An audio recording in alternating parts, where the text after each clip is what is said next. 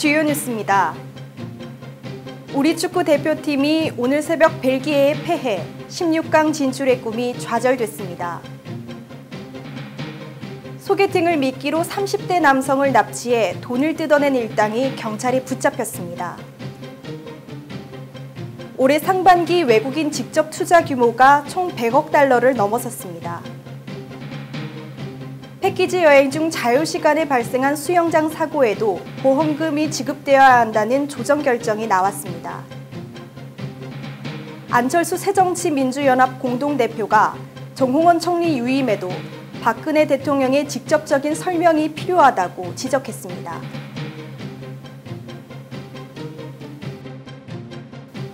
월드컵 사상 첫 원정 8강을 노렸던 우리 축구 대표팀의 꿈이 물거품이 됐습니다.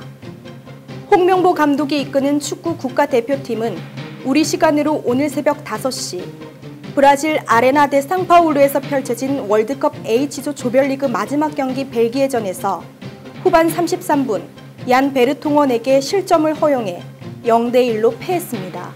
이로써 한국은 1무 2패, 승점 1점의 성적으로 조 최하위에 그쳐 8년 만에 16강 진출이 좌절됐습니다. 서울 서초경찰서는 소개팅을 미끼로 30대 남성을 납치해 돈을 뜯어낸 혐의로 36살 A씨 등 2명을 구속했습니다. 경찰에 따르면 A씨 등은 지난 1일 채팅 사이트에서 만난 36살 B씨를 상대로 소개팅해주겠다며 유인한 뒤 마취제를 탄 술을 먹여 납치해 100만 원을 뜯어낸 혐의를 받고 있습니다. 경찰 조사 결과 이들은 B씨가 돈이 많은 줄 알고 가족들에게 5천만 원을 뜯어내려 했지만 B씨가 별다른 직업이 없어 돈을 주지 못한 것으로 밝혀졌습니다. 산업통상자원부는 올해 상반기 우리나라에 대한 외국인 직접 투자 규모가 100억 7천만 달러를 기록했다고 밝혔습니다. 이는 지난해보다 39.7% 증가한 것으로 상반기 기준 사상 최대치를 기록한 것입니다. 특히 중화권 투자금이 23억 8천만 달러로 600% 이상 급증했고 유럽 자금은 40.3% 증가한 32억 5천만 달러가 들어온 것으로 집계됐습니다.